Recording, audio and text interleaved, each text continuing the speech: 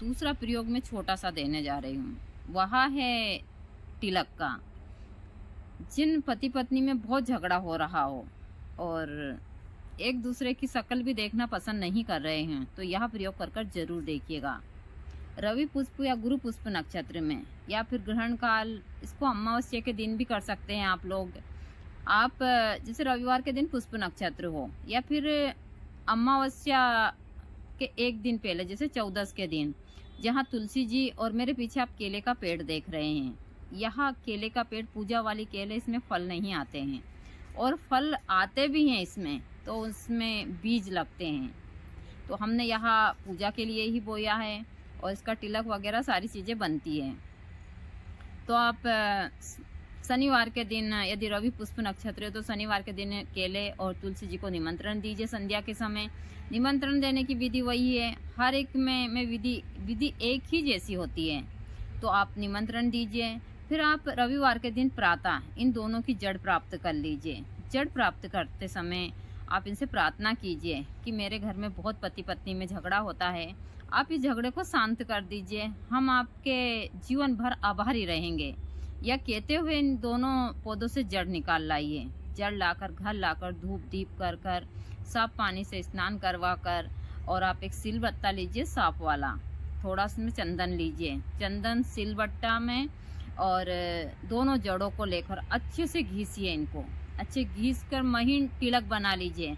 लेकिन तिलक बनाते समय आपको ज़्यादा नहीं तो 108 बार त्रिम त्रिम मंत्र का उच्चारण करना है।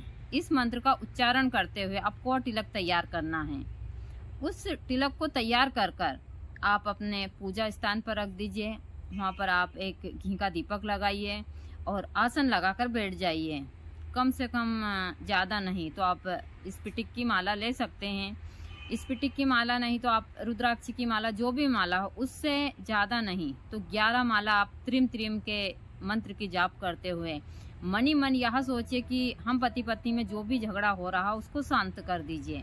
या कहकर उस तिलक को तैयार कर लीजिए। आप तैयार करने के बाद में प्रतिदिन उसकी एक छोटी सी जो बिंदी है वह लगाइए, ताकि आपका पति हो तो उनका जो भी दृष्टि है वो आपके तिलक के ऊपर पड़े, पत्नी हो तो पति के ऊपर पड़े और पत्नी हो तो पति के ऊपर पड़े। यह तिलक आप लगाती हैं तो स्वतः ही एक वशीकरण क्रिया होती है। देखिए, मैं हमेशा बोलती हूँ कि मैं सरल और आसान से प्रयोग देती हूँ। यदि आप करते हैं तो यह काफ़ी प्रभावशाली होते हैं।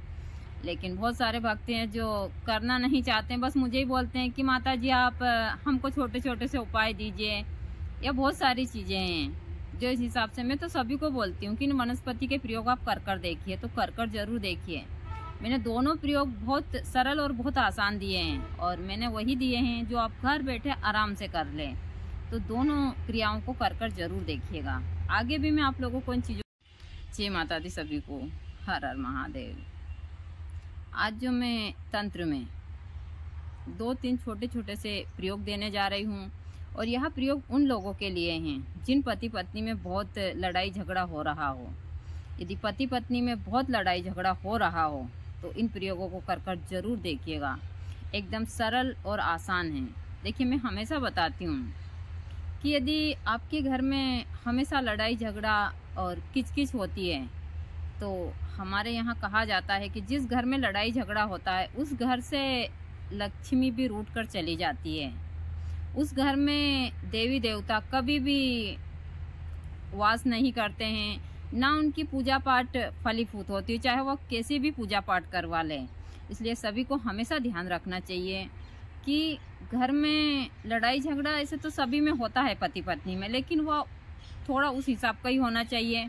और यदि पति ज़्यादा गुस्सा होता है तो पत्नी को वहाँ से चले जाना चाहिए, या फिर पत्नी गुस्सा हो रही तो पति को चले जाना चाहिए। लड़ाई खत्म कर देनी चाहिए, ना कि हम लोगों को लड़ाई को बढ़ाना चाहिए। और सबसे ज़्यादा पति पत्नी की लड़ाई में बच्चों का नुकसान होता है। यह चीज़ें मैं हमेशा बोलती हूँ। तो यहाँ हम माँ बाप की जिम्मेदारी होती है कि हम हमारे बच्चों को अच्छा भविष्य दें। देखिए, मैं भी एक माँ हूँ, एक पत्नी हूँ और मैं गृहस्थ की साधक हूँ। इसलिए मुझे पता है कि जब किसी घर में लड़ाई झगड़ा होता है तो सबसे ज़्यादा नुकसान बच्चों का होता है। हम तो मान लो लड़ाई झगड़ा करते हैं, शाम को बहुत कम पति पत्नी होते हैं जो शाम तक हम सुलह कर लेते हैं, लेकिन वह असर बच्चों पर पड़ता है। तो इसलिए आप लोग इन तंत्र के छोटे छोटे उपायों से घर बैठे बहुत सारी चीज़ें ठीक कर सकते हैं। और मैं वही उपाय देती हूँ कि जो महिला भी कर ले और पुरुष भी कर ले। और सिर्फ इनमें आपको ध्यान रखना है कि आप अच्छे नक्षत्र, अच्छे योग में इन उपायों को करते हैं तो यह काफ़ी फलीभूत होता है।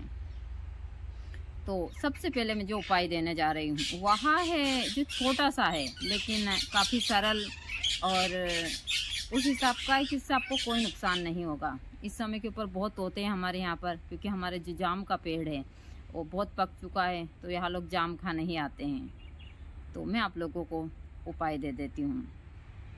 आपको रवि पुष्प या गुरु पुष्प नक्षत्र में जहाँ पर उल्लू हो वहाँ जाइए। आप रविवार के दिन पुष्प नक्षत्र हो तो सूर्योदय से पहले जाइए। वहाँ जाकर आप, यदि आपकी महिला बहुत झगड़ा कर रही हो तो यह काम पुरुष करें। आप जहाँ पर उल्लू है वहाँ जाइए। वहाँ जाकर आप ज़्यादा नहीं तो उल्लू की 7 पंख आपको आराम से मिल जाएगा। किसी बड़े पेड़ के नीचे 7 पंख ले आइए या किसी पर मंगवा लीजिए। रवि पुष्प या गुरु पुष्प नक्षत्र में कार्य आप ग्रहण काल में भी कर सकते हैं। 7 पंख मंगवाकर घर ले आइए। घर लाकर आप उनको धूप दीप कर, पहले उनको अच्छे से साफ पानी से स्नान करवाइए। कुमकुम, चावल, फूल, अगरबत्ती दिखाकर कम से कम ज़्यादा नहीं तो 108 बार आप श्रीम श्रीम के मंत्र से उनको अभिमंत्रित कर कर आप उन पंखों को एक लाल कपड़े में लपेट कर, यदि आपकी पत्नी बहुत झगड़ा कर रही हो तो आप पुरुष हैं तो जहां आपकी पत्नी सोती है रात को उस रूम में जाकर उनके तकिए के नीचे लाल कपड़े में बांधकर उन 7 उल्लू की पंख को रख दीजिए। और यदि महिला है और उनका पुरुष बहुत झगड़ा कर रहा है तो आप भी यह कार्य इस प्रकार से कर दीजिए। यदि आपने रवि पुष्प, गुरु पुष्प या ग्रहण काल में यह कार्य कर दिया और आपके जो पति है उनको पता नहीं चलना चाहिए कि आपने यह कार्य करा है, क्योंकि यह टोनके में आता है और बहुत और सरल और आसान सा है। तो आप यह करते हैं तो ज़रूर आपको इसमें फ़ायदा होता है। जो भी आपके घर में लड़ाई झगड़ा होता है, देखिए मैं हमेशा सरल और आसान से प्रयोग देती हूँ। दूसरा एक छोटा सा प्रयोग और देने जा रही हूँ। यहाँ खास कर महिला के लिए, इसको पुरुष भी कर सकते हैं। देखिए